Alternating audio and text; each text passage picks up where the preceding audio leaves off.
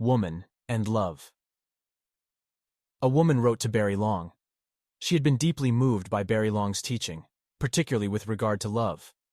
Now she was with another master, a man who clearly loved God, but his teaching appeared to contradict much of what had been revealed to her by Barry Long about the nature of man and woman. The new master was emphatic about the responsibility of the individual. For example, it would be avoidance of responsibility to regard unloving actions from men as being in any way responsible for the state of a woman. In confirmation of this, a woman in the group associated with the new master had spoken of experiencing deep peace after surrendering to her abusive husband. A man in the group had been approaching the correspondent over a period of time and had proposed marriage. She didn't have a wholehearted response to him and was worried about his irresponsible past, including gambling debts. Should she drop her reservations and go with him? Perhaps love would develop in her. Surely a truly loving woman could turn around a man's weaknesses. The situation had raised great self-doubt in the woman. Had she misled herself with romanticism? Would coming to see Barry Long help her sort it out? Barry Long's reply. It seems that the most difficult thing to grasp for a sincerely motivated woman like you is the simplicity of truth and the simplicity of love. That they are two distinct qualities or states in divine intellect. The realization of truth or God alone does not imply the realization of real love. Love has to be lived, and in this piece I'll be describing precisely what that means. Although the realization of truth does not lead to the living knowledge of love, the realization of love through living leads to the realization of truth. Two masters means confusion. Your main problem is you have two spiritual masters, so you are divided. Give yourself wholeheartedly to one truth or the other, and live it. Either way, if you are ready, will lead you to your death while you are alive. But that's pretty rare. The reason it's rare is because spiritual aspirants expect to get something from the master, instead of being responsible and dying, which means not yielding, to the clamorous ignorance of their human nature. All the master does is point the way according to his realization. All masters' realizations differ in method, but are the same in end result. Provided the master is really a master of truth and love. There's no doubt that the master you are currently with is a master of truth. But you keep writing to me for answers. If you come back to my teaching, I have nothing to give you other than what is already in my books, tapes, videos, and writings, and in my presence and words at my seminars. While you stay away, you are increasingly out of touch with the continuous revelation of my truth, as you would be similarly out of touch with your current master if you left him. You want it both ways, which is the human failing in the spiritual life. I can't give you anything. Best to stay where you are, and really start dying to your troublesome self. Now to your other problem or confusion. Why are you here? You are here to enjoy your life. That does not mean pleasing yourself. The word enjoy derives from the Latin to rejoice, and the shorter version is joy. Joy in our human ignorance has become synonymous with pleasure and getting. But joy is not pleasure or an effect of getting. It is simply joy. And if you, or anyone, don't know in your own experience what I'm speaking of, you're dead from the body up. You are woman, the intelligence of God in female form.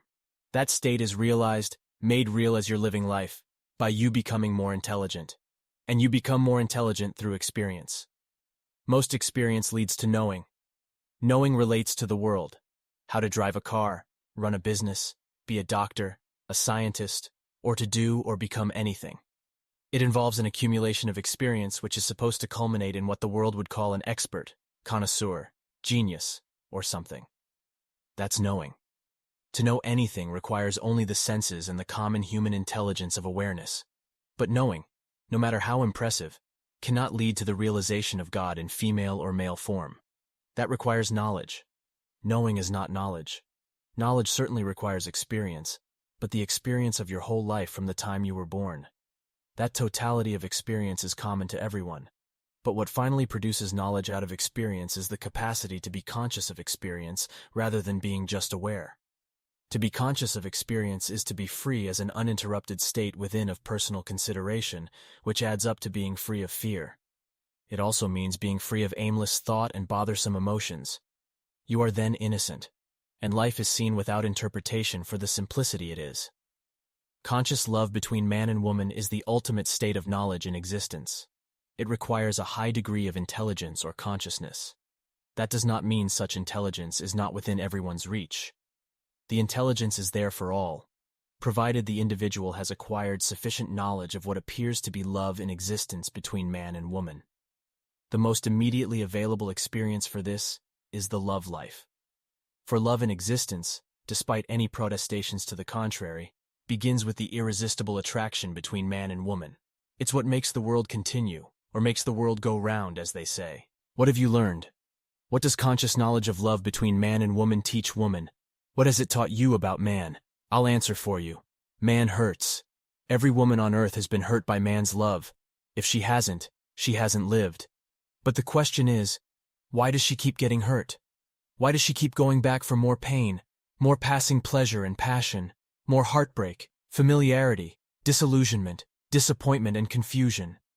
The explanation, like truth, is simple. After all her experience, she still hasn't realized that man's love, the way he loves, hurts. Oh, she knows it, but it's still the unconsciousness of knowing, not knowledge.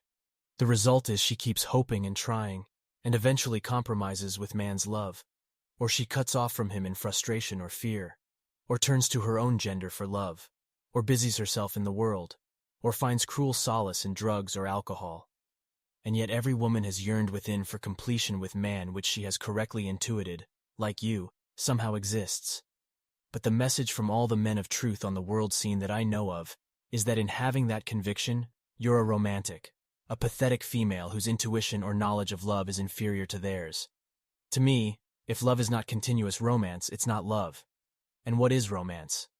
Romance, to me, is constant delight. But in existence, it takes two.